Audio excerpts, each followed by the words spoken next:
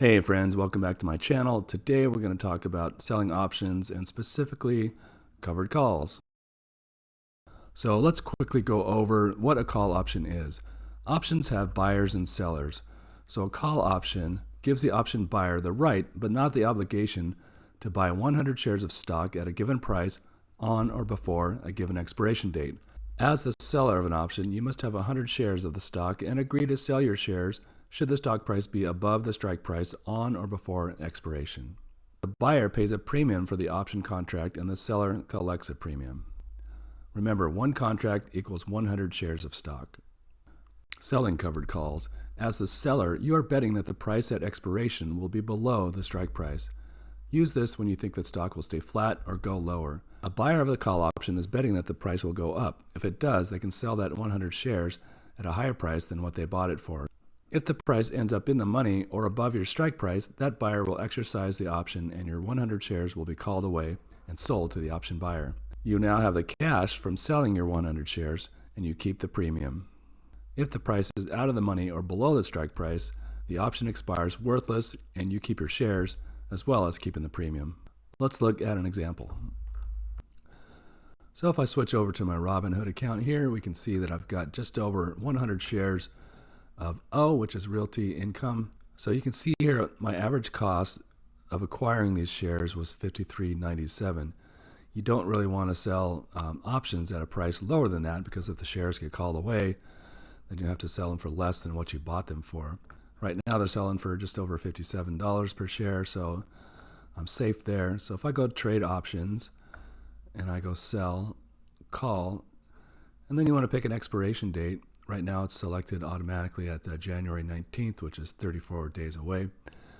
The farther you go out in date, that means you get a little bit more premium. You can see right at the money here, 57.5 strike price.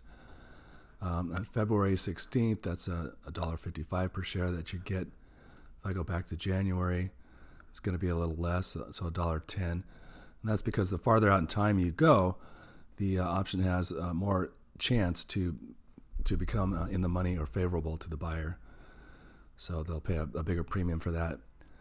So if I look at this, the delta for this is 52. So there's roughly a 50% chance that this will go either way.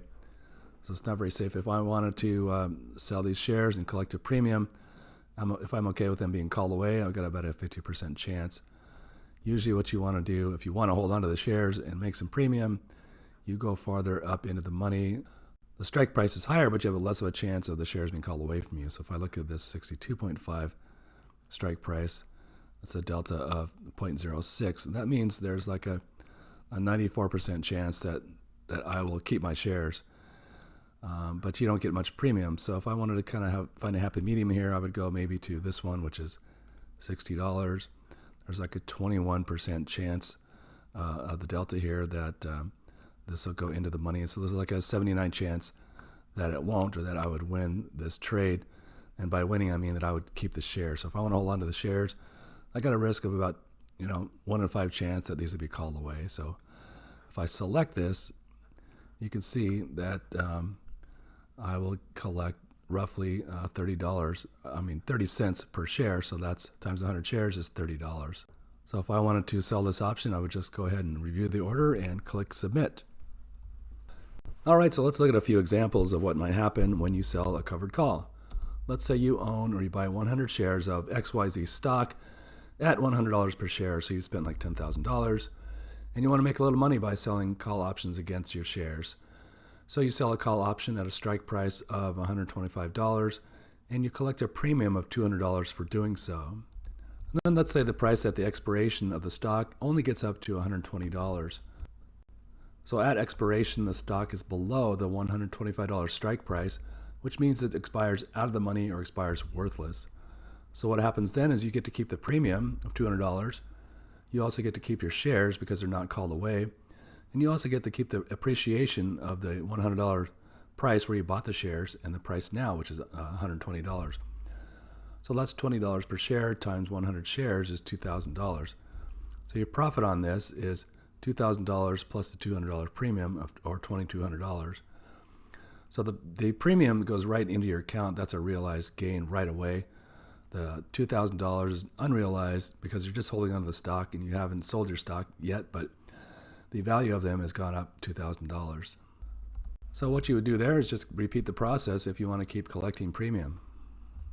Okay, let's look at a different scenario. Let's say you got the same shares at $100 per share, and you decide to sell a call option with a strike price of $120, and you collected $300 as a premium for that. But let's say at expiration, the price goes up to $125. So what that means is the option expires in the money. So what happens is you get to keep the $300 premium, but your shares get called away. So you have to sell those shares.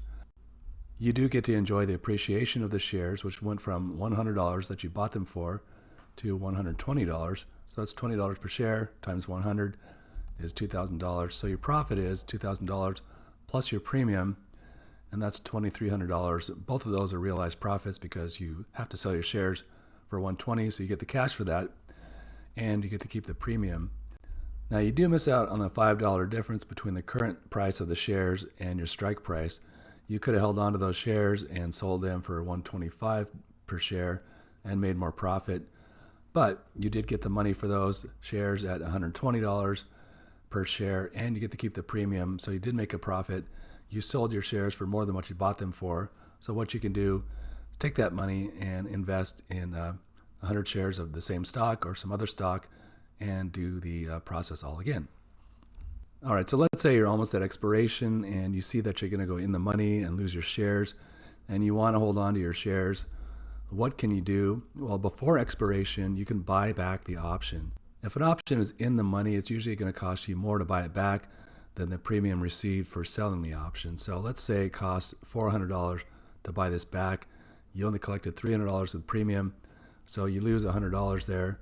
But you get to keep the shares, and you get to keep the appreciation of the stock, which went up to $125. So you're still sitting pretty good, $25 per share. So that means the share appreciation is $2,500. So your profit is $2,500 less the amount that you had to pay, the difference between what you had to pay to buy that option back. So you're sitting at $2,400 profit. So another thing you can do is roll the option. What that means by rolling is to buy to close your current position and sell to open a new position, all in the same move. And you can roll out by date, and you can roll up or down by price. So if you roll out by date further, you get more premium. Again, because in the previous example, you can get more premium because the option has more time to go in the money. And to do that, we would have to buy to close. Again, that would cost $400. And then we would sell to open and collect a premium of $150. Now we could go out by date more, maybe collect more premium, but we've already got the original premium that we've gotten. So the difference between all that would be $400 plus the $150 we're getting for rolling this option, plus the $300 for the original option that we got. So net, we're getting about a $50 premium. So to roll this option and keep our shares. So if this option goes above $130, then there's the potential profit that you can make, which would be $30 per share, which is the difference between the shares, share price of $100 where you bought them at, and the current price of $130. So $30 a share times 100 is $3,000, plus the $50 net premium that you get, and your profit would be $3,050.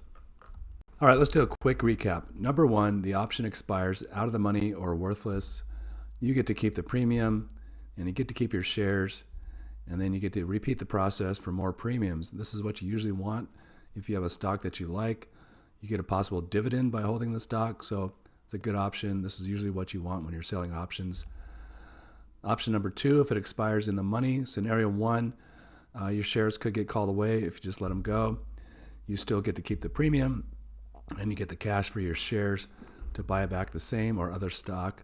Hopefully your shares get called away at a strike price that's higher than your average price that you paid for picking up the stock. And number three, the option expires in the money. Scenario two, you buy back the option. Again, you keep the premium. Buying to close can cost more than their premium collected, but if you like the stock, you don't want to let them go, that might be an option. You'll still have the 100 shares and you can sell a covered call again. Number four, the option expires in the money. Scenario three, that's when you would roll the option. Again, you keep the original premium, you buy to close the current position and sell to open a new position all in one move, and you can make more premium and possibly a higher strike price. And if you notice in all of these scenarios, the cool thing about selling options is that you get to keep the premium. That's why I love selling options. I really hope you got some value out of this video. If you did, please hit the like button. It really helps me out. And go ahead and subscribe for any new videos that I got coming out. And we'll see you on the next one. Thanks.